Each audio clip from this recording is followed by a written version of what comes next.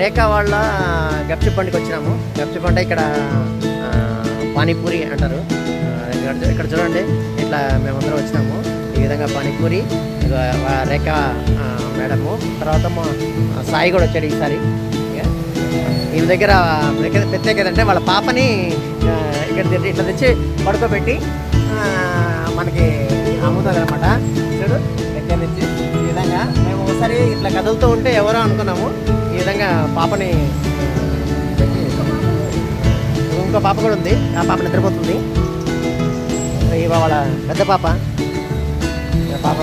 పాపం ఇద్దరు పాపలు పెట్టుకొని రేఖ గారు ఈ విధంగా పిల్లలకి చూస్తూ మా అందరికీ పానీపూరి తినిపిస్తుంది. పానీపూరి కూడా తిందాము. చూడు పెట్టమ్మా పెట్టు. ఇప్పుడు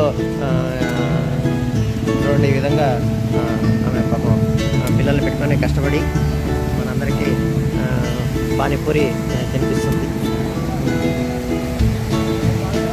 ఇట్లాంటి కష్టజీవనం చూసి మనము చాలా గ్రేట్ ఫీల్ కావాలి.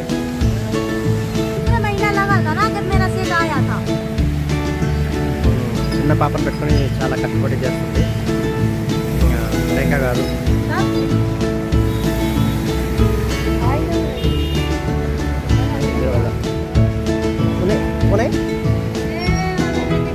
अच्छा ओके ओके। मैं आपका हस्बैंड आई समझा। आपका हस्बैंड भी ऐसा ऐसा फिर क्या ऐसे बेचता ना, अभी भी बेच रहा?